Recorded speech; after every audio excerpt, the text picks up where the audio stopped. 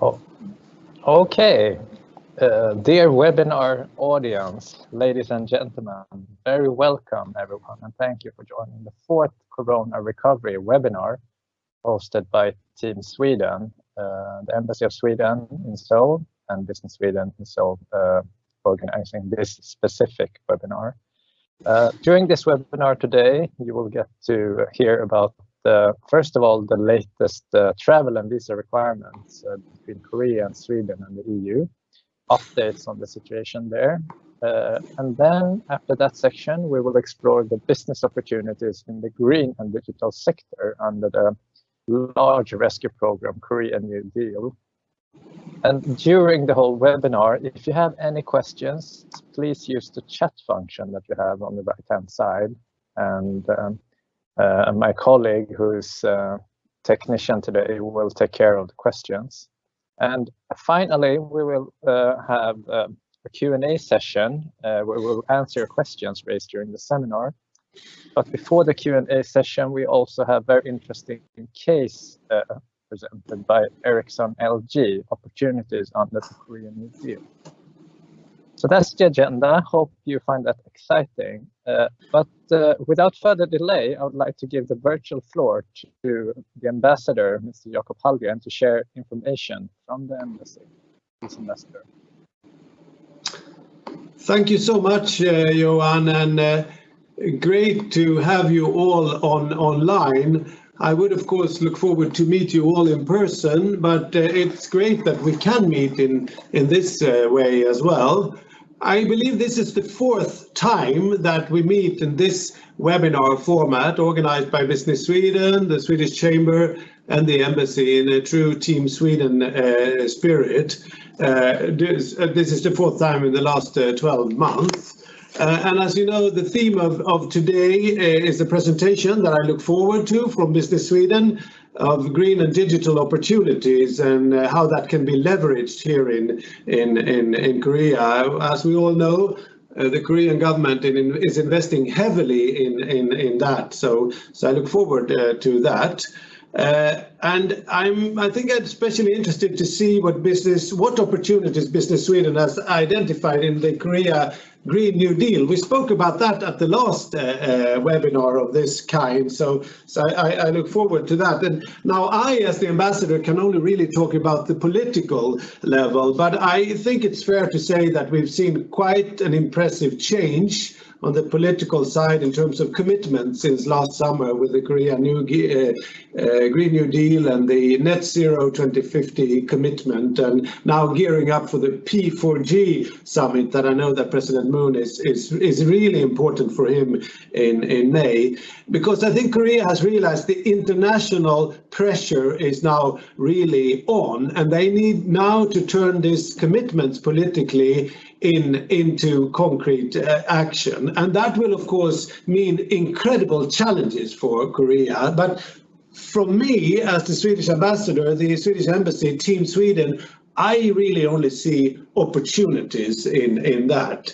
As we all know, and I think it's really important that we reinforce that narrative because it's true, Sweden is really one of the most advanced and far-reaching when it comes to the green transition, not only energy production, but also industry green change. And you know, we have managed to grow our economy and become greener, which is something that I often hear in Korea is not possible. But we've done that for the last 25 years, and it's the Swedish companies who have made that possible, and you are making that possible. I am personally very impressed by something called Fossil-Free Sweden, with 22 industry sector leveraging and leading that change. I think that's actually quite world unique, how this is now led by the private sector and corporate sector in Sweden. And when Korean partners are looking for solutions and partners for green transition, I think that Sweden and Swedish companies should be among their top choice and first to call. We are that already when it comes to welfare, gender equality, peace and security, where Sweden for long has been Korea's preferred partner. I don't think we've really made that narrative properly convincing yet on the green side, and I think there is room for an even clearer image there from Sweden. So we have now, with the embassy, with help of Eleanor and Business Sweden, etc., started to try to formulate that ambitious vision, and we think that Sweden should be one of the top 3 or top 5 nations that Korea should turn to when it comes to advice regarding policy, research and business in green transition. And to make this happen, we would like to join hands with you, the Swedish business community in Korea. Right now, we are working on something we call the Green Alliance in Korea. Some of you are aware of this, but I'd like all of you to look into that and see if that's of your interest and you can chip in.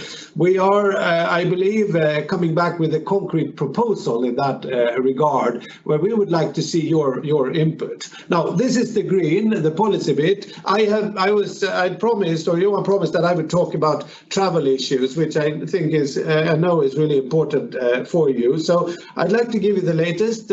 Traveling to Sweden from Korea. So the latest, there's been some changes in the last weeks only. So from the 6th of February, all foreign citizens 18 years and above need to provide a document that you do not have an active COVID-19 infection in order to enter to Sweden. And that test result, or that test rather, cannot be older than 48 hours when you arrive in Sweden. So test needs to be done less than 48 hours before you land in Sweden. And there is an entry ban in effect regarding foreign nationals to Sweden, which is in effect until the 31st of March. However, very important, Korea is still exempt from that ban. Now, if you do travel to Sweden as a Korean, the public Swedish health agency recommends that you need to get tested as soon as possible after arrival. And you can find the information about how to do that when you arrive.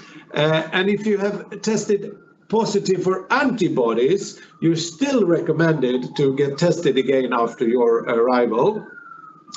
If you got tested even before arrival, for instance in Korea, before you arrive, then you do not need to take a test right upon your arrival, but still you need to take a test after 5 days, and you are advised to do 1 week of quarantine in Sweden, or self-isolation. If you were to test positive for COVID-19, then there will be special procedures for that, but I don't think it will be as harsh as some of the procedures are here in Korea. Now, the other way around, traveling to Korea, there the situation since some time during last year is that you need a visa. EU citizens are no longer visa free. You know about the 2 weeks mandatory quarantine with all of that, what that entails, and you need to have a COVID test, which is a maximum 72 hours old when you arrive in Korea. And then you need to take another one when you arrive in Korea, as you all know. And unfortunately, since the 6th of January this year, the exemption for business travelers from the mandatory quarantine is suspended. So everybody has to do the 2 weeks quarantine. I'm sure you know about that. So now, this was the travel advice, and then just closing. I really look forward to this hour, and I look forward to hear from you, the presentations and the discussion. Please remember what I've said before, the annual business forum. We've set a date to the 13th of May, and the main topic will be, no surprise, green transition. So this is going to be a discussion for the whole spring and the whole year. And as always, never hesitate to contact me, Eleanor, or any one of the other colleagues at the Embassy, Business Sweden, if you have any problems, issues where you think we can help you from official Sweden. Thank you so much. Okay, thank you so much, Ambassador Hallgren, for the nice introduction and also the updates on the travel, both directions, Korea, EU, Sweden. So then we continue on the next block in this presentation, and as promised in the invite, it will be about business opportunities under the K-New Deal. And those of you who have been with us for the last couple of webinars, some of you will recognize some of the material. I hope that's okay, but that will be a little bit as a recap. So next slide, please, YY.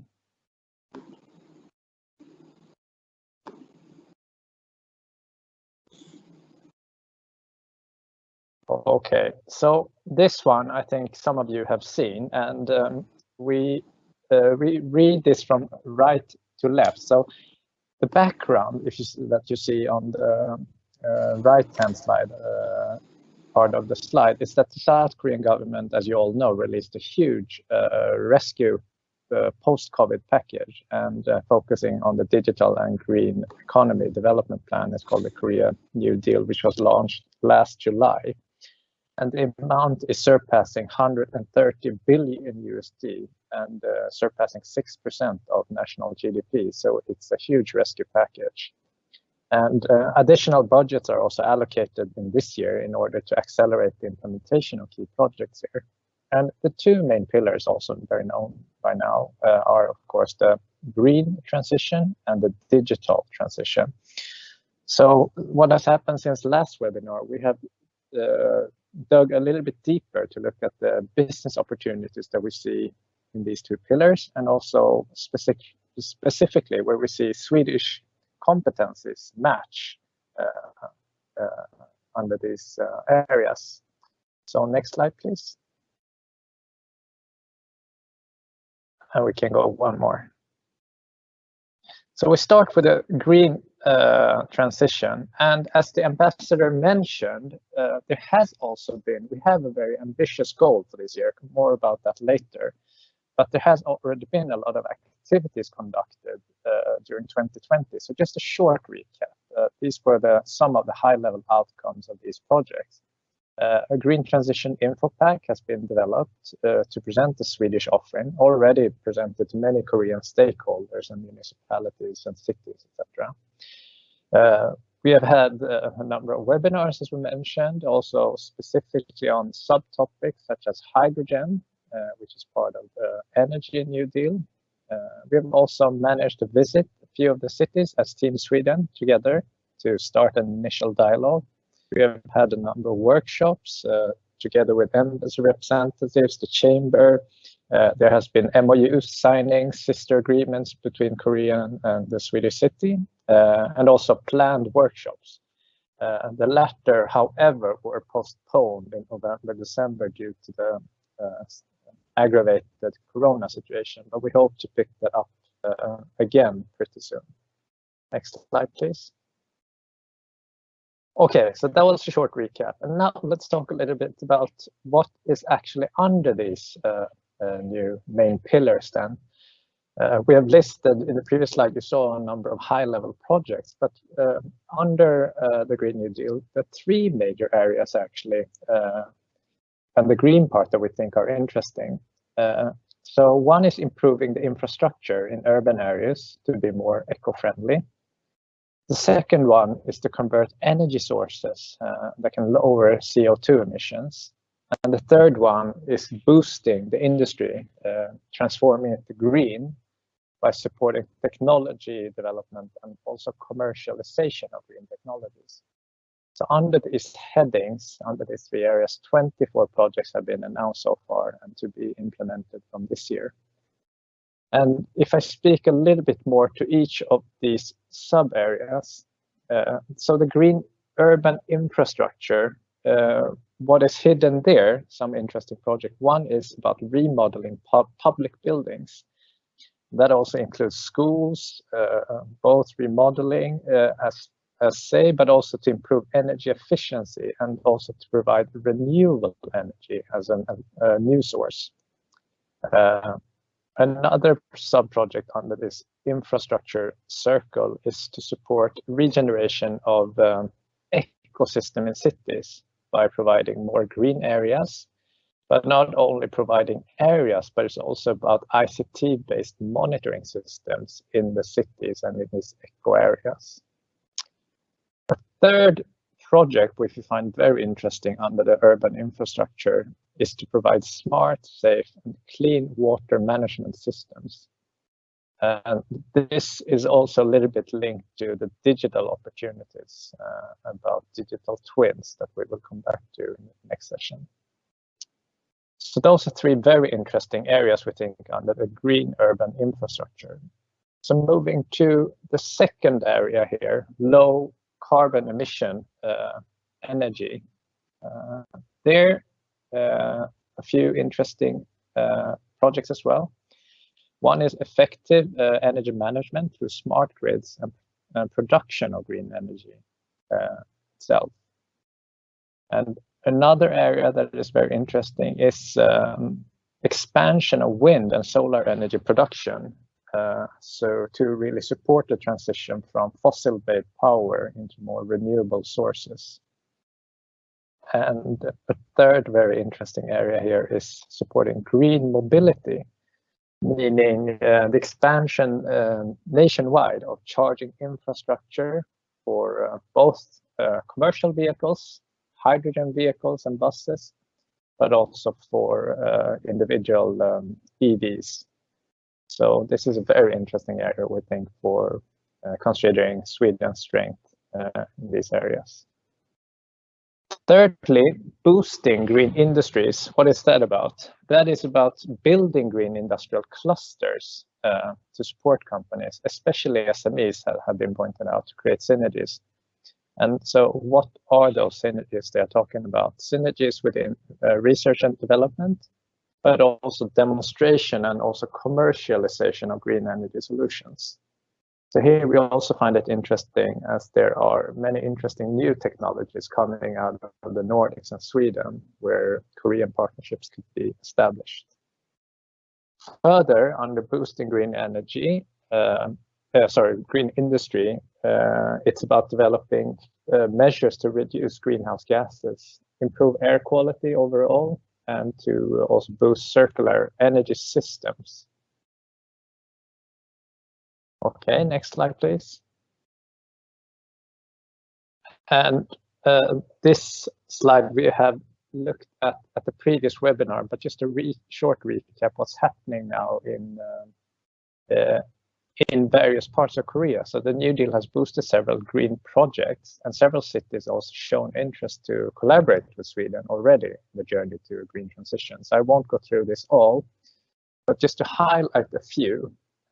So we can mention Namyangju City, which also signed a sister city agreement last year with a city in Sweden, Härryda. So Namyangju is part of the third national new town development, and they're very active in adopting the green and sustainable city planning, and also the collaborative digital twin solutions. So interesting dialogues are ongoing there, and there was also a workshop there planned that was postponed due to COVID. Hwaseong City, another very interesting city, both for logistics, which I will come into, but also high interest in Swedish sustainable cities and solutions. And Gangwon-do, the province, they have also a very ambitious plan for liquid hydrogen R&D cluster. And they also have quite advanced discussions when it comes to development and implementation of 5G services. I'm sure we will maybe hear about some of that by the next speakers. I'll stop there actually. Okay, but these are just examples. So there are other, as you see here in the slide, other dialogues already initiated and workshops planned and cooking. So we look forward to follow up on that this year. Next slide, please.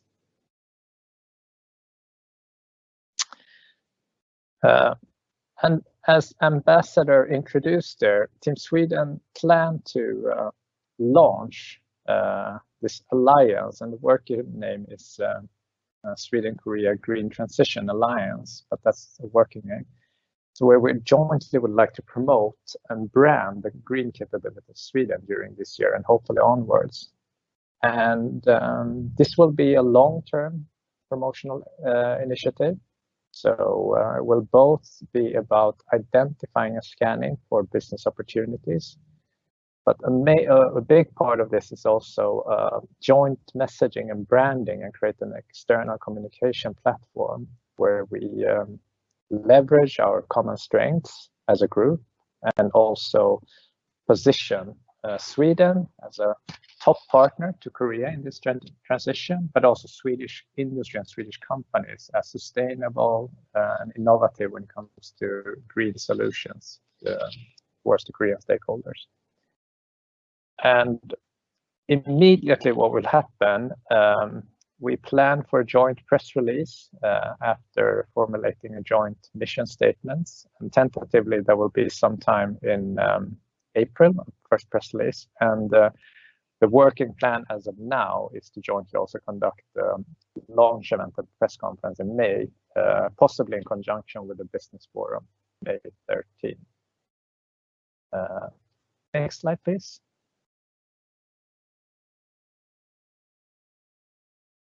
Okay.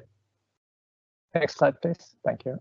So now we move into the digital part, the digital transformation, and interesting projects that we have found there of interest for Swedish industry.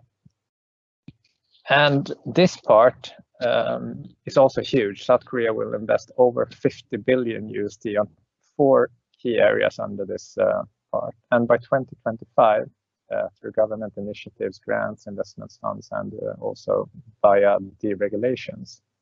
And the 4 areas here: boosting DNA,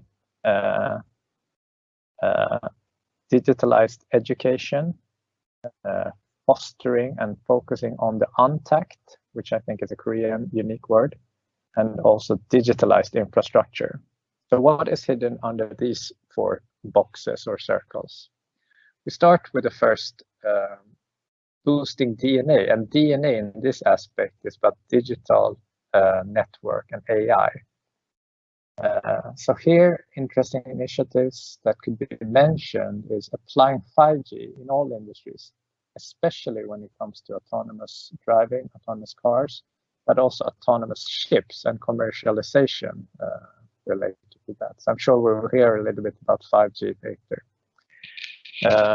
There's also other initiatives about adopting AI when it comes to building new smart factories. There's quite an ambitious goal to set up a huge number of smart factories. And also, not only factories, but also adopting AI when it comes to develop home care and healthcare solutions. And we think both 5G, AI, and also healthcare, of course, are areas that Swedish industry traditionally have been and still are very strong in. A third area under DNA is about fostering cybersecurity related to the increased data traffic and nodes that this will entail. But those are 3 very interesting initiatives, we think, for under DNA. If you move on then to digitalized education, there some interesting areas are about establishing big data-based online education platforms that provide customized content, both for individuals, but also for the B2B market. It's about implementing and expanding the use of AI and robotics in online education and learning, both at universities, but also at vocational schools. And here, it's actively been stated that Korea is looking to adopt overseas well-established solutions.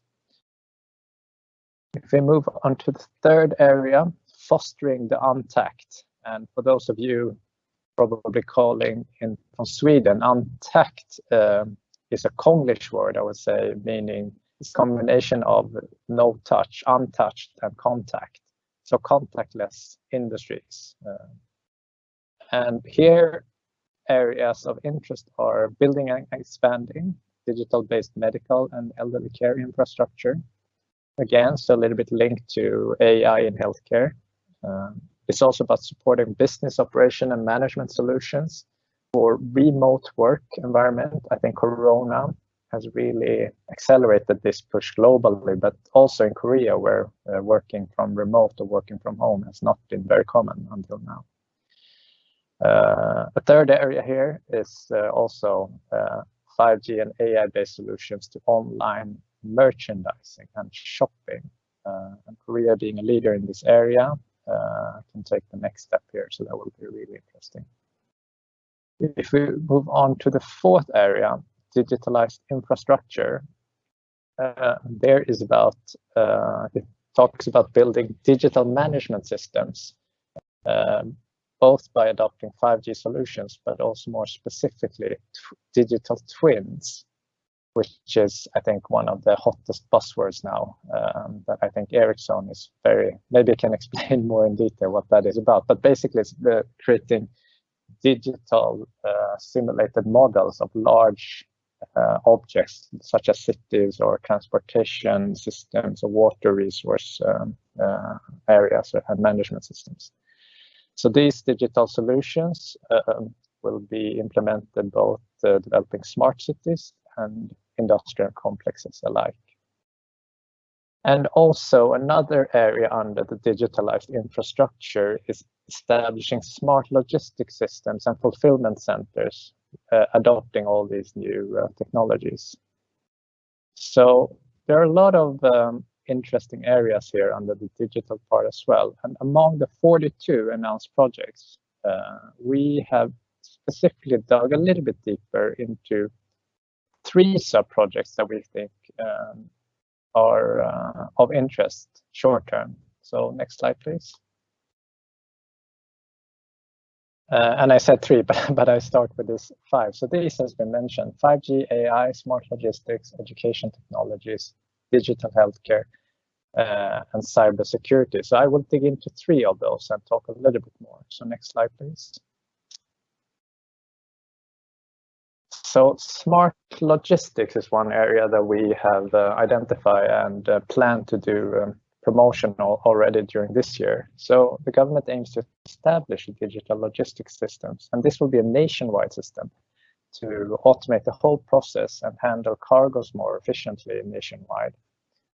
So involved in this will be both public and private stakeholders to develop and improve the fulfillment process in a more sustainable way. And in order to do this, the ambition is to adapt advanced technologies to make this transition happen. And the government will support this with a mix of tax incentives, preferential loans, and subsidies. So that's one very interesting area, smart logistics. Next slide, please. I mentioned a little bit of this already, but just to recap, so the second area is this untapped industry acceleration, which has been, of course, accelerated amid the pandemic. And this specifically talks about areas such as education.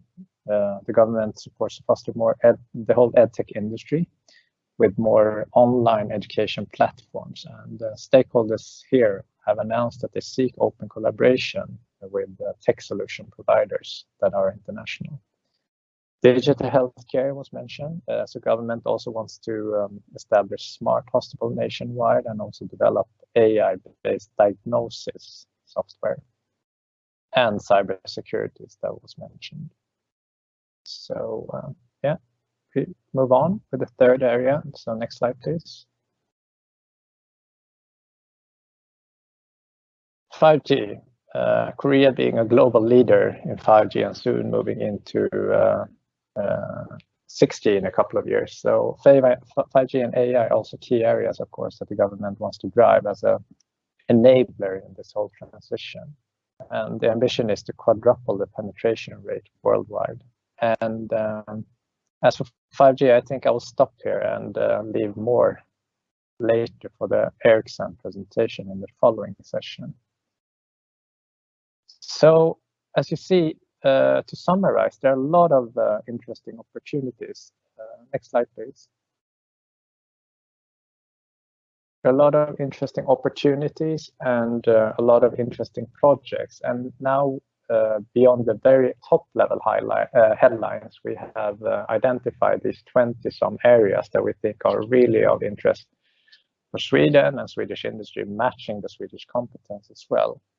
So if you are interested, do not hesitate to reach out to anyone of us or at the embassy or the chamber to get in contact and take the dialogue further. And if you have more detailed questions, we can also come back to that later in the Q&A session. So this was the business opportunity scanning part. And with that, I would like to hand over to our next speakers. We can go to the next slide, which is nonetheless then the CEO of Ericsson LG in Korea, Mr. Håkan Servell. So very nice to have you here, Håkan, and thank you so much for taking your time. And I've been speaking quite theoretically still about all these opportunities, but here we have a man who has actually in reality captured some of these opportunities. We thought it would be interesting to hear you speak about that. So please, Håkan. Well, thank you, Johan. I think you set fairly high expectations on me, actually. You wanted me to explain AI, digital twin, healthcare, smart logistics, and be very concrete and practical about that. I don't think I will be able to live up to all those expectations, but I will share a bit about why the Korea New Deal is so important for us at Ericsson. And I have prepared a few slides, and I guess I have something like 5 to 10 minutes to share them. And the intention is, of course, not to make this into an Ericsson marketing presentation. The intention is more to show why the Korea New Deal means a lot for us, but also potentially for a lot of other companies, because Korea is by far ahead when it comes to this new initiative. And I can just give one example that when President Moon was presenting this Korea New Deal in the World Economic Forum in Davos a few weeks ago, our group CEO actually got the opportunity to join that session and ask a few questions. And his comment when he came back from that session was that Korea is far ahead of almost all countries around the world, and especially well ahead of Europe. So I think this initiative with the Korea New Deal is not only about funding and money. This is about driving evolution when it comes to digital and green. So if you can go to the next slide, YY. So again, I think Johan already presented that, so I will not repeat this because these are the 3 pillars of the Korea New Deal, and Johan focused, of course, most on the digital and Green New Deal. And I think for us, I mean, this is an investment from the government of in total some 160 trillion Korean won. But I think that should be seen from a government perspective. I think there is a lot of interest to invest further on top of that from the industries. And for us, it's not only about the digital. Digital is important when it comes to 5G and AI. But I think green is equally important because 5G is maybe a technology, but it is a technology that can be used for many different purposes across industries, as Johan shared, but also in order to drive green and drive sustainability and drive down carbon footprint.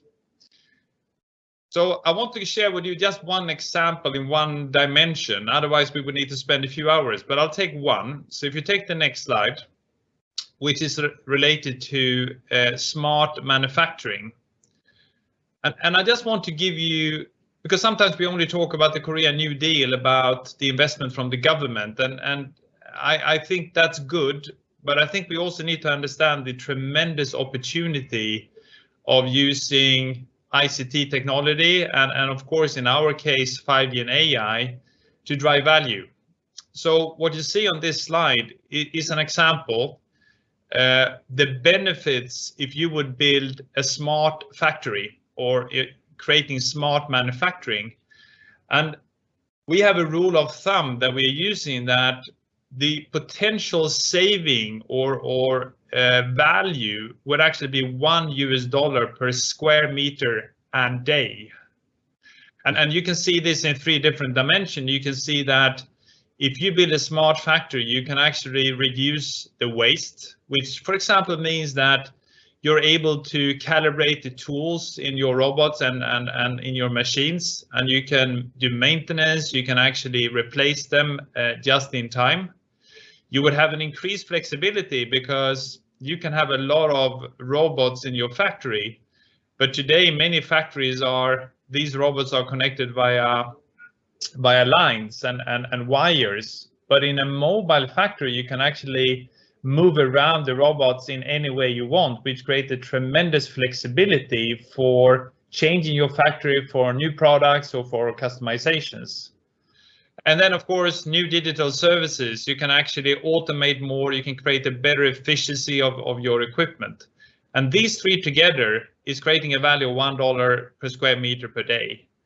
And if you click one more, YY, just as an example, if you would have a factory of 10,000 square meters, the annual value of making this into a smart factory is $4 million.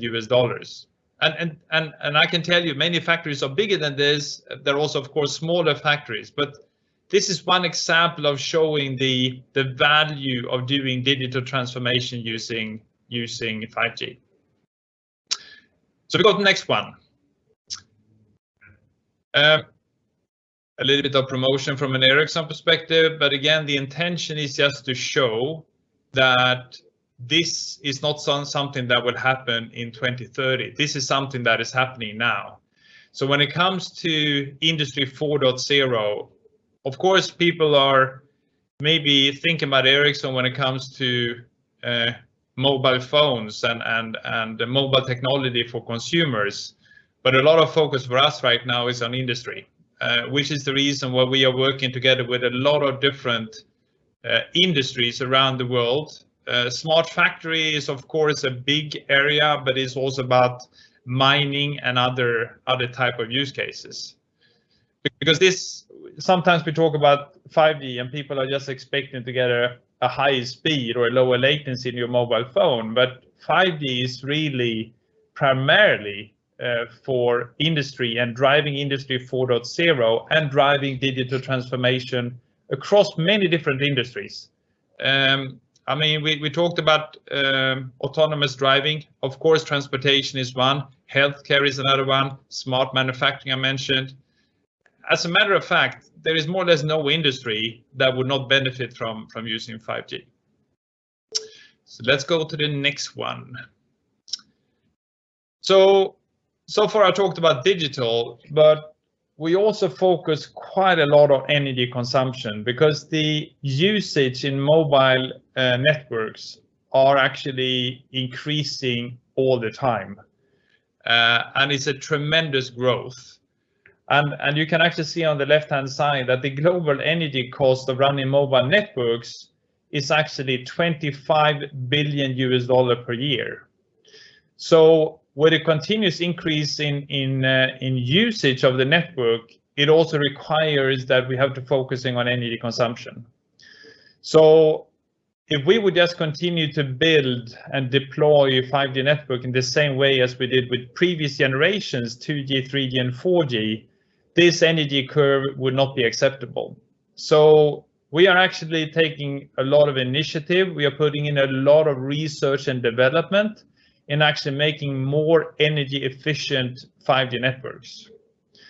So if you take the next one, I'll just share some examples.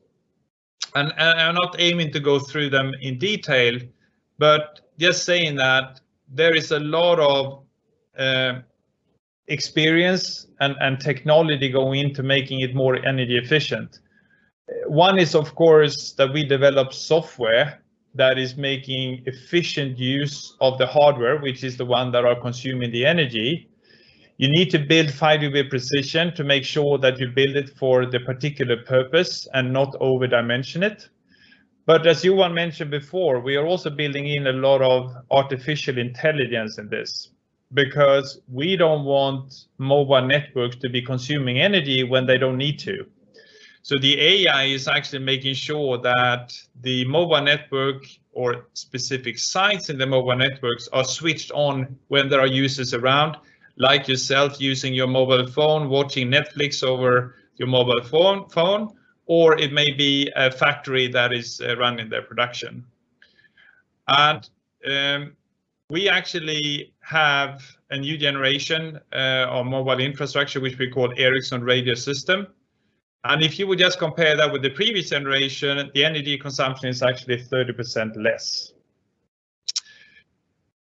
Let's go to the next one.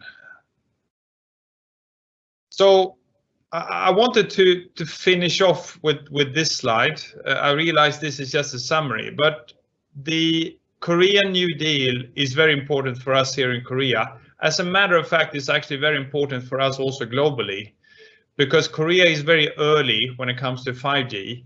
And together with this New Deal, this will drive the evolution even faster. So smart manufacturing or smart factories, what I spoke about, it's for us a perfect storm, because manufacturing is moving towards the need for a tremendous flexibility and mass customization. It's not anymore about the T-Ford, having exactly the same car with the same color. This is about individual customization for individual buyers and users. One thing that I find interesting also with the Korean New Deal is that they have set a target of Korea being carbon neutral in 2050.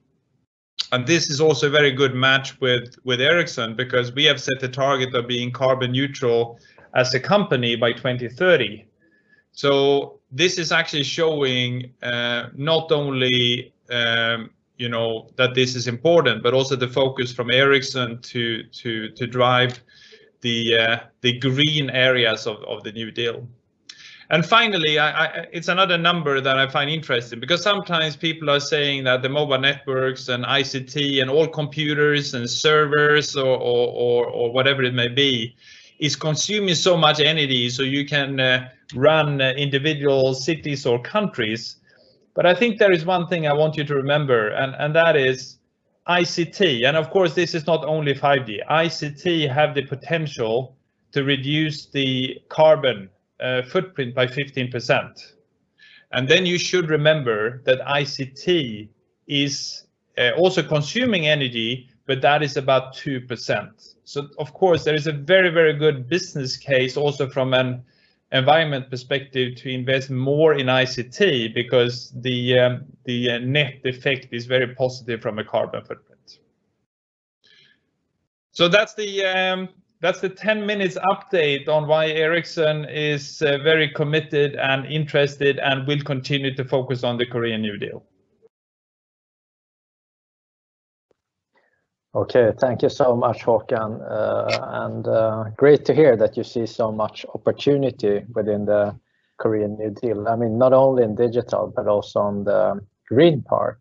So I guess we'll have to do a follow-up session with you about the digital twins. I'm really eager to learn about that. Maybe that could be the next webinar. Absolutely, I would be happy to. Okay, sounds great.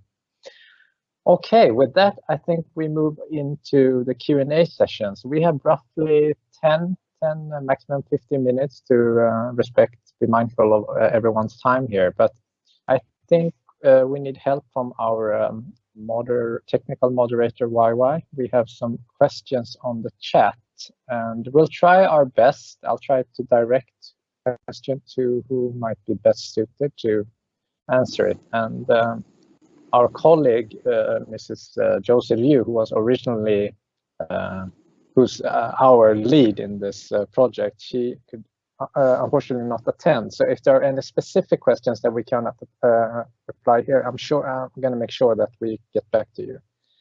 But maybe I can start off the Q&A session with a question actually back to you, Håkan. So it would be interesting. I understand if you cannot go into specific details, but since this has been such a big interest for Ericsson as a group, and specifically also here in Korea, could you say something about, the business opportunities that has arisen? More, has it been business as usual, or do you really see that the K-New deal has been driving your business here? Could you comment on that? Yeah, I think in all fairness, 5G has been happening in Korea for some time, and the digital or the industry transformation and Industry 4.0 is kind of happening already. But I think what I see from the Korean New Deal is that this will accelerate, because the challenge with new technology for new type of use cases is that companies are normally a little bit cautious investing too early, too fast, because it may be not mature and not willing to spend the money. But I think what we already see now with the Korean New Deal is that the willingness to invest earlier. So I think the concrete opportunity that we see already now are actually in the area of smart manufacturing, and that's the reason why I choose that example. I think there will be many more to come, but I think from my perspective, I think it's the willingness to invest earlier from operator and from industry is the main value that I've seen so far. Okay, thank you. That's also, we share that view actually. Like you say, Korea is early adopter in this and also have very ambitious plans. I think maybe we are in the beginning somehow of many of these ambitious projects also.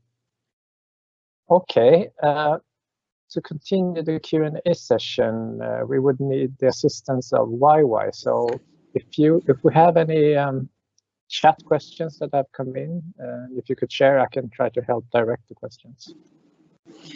Hello, yes, we have received one question. We welcome more questions on the chat on the right-hand side. The question we received is specifically about K-New Deal, if there's any biopharma business included in the Korean New Deal. Okay, yeah, I think the short answer will be that we need to come back on that. I think that's something for our life science team to reconnect with that specific question. But life science as an area and digitalization of life science is, of course, one major area of interest and investment in this. But specifically about big pharma, let us come back to that. Yeah, under the K-New Deal, yeah. Otherwise, we have not really received any more questions. Okay, super clear then. So do we have any final questions from the audience? Otherwise, we can also conclude the seminar a little bit earlier, which is no problem, of course.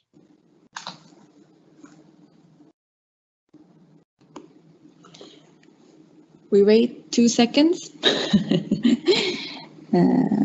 Yeah, I think just a final word then. Let's round off the seminar, respecting everyone's time. So again, thank you all for taking your time today and listening in. Really appreciate it. And as has been mentioned by all speakers here, we really encourage your feedback, and also reach out to us for any additional questions or cooperation ideas that you may have. So with that, I think we'll round off today's seminar. Thank everyone involved and have a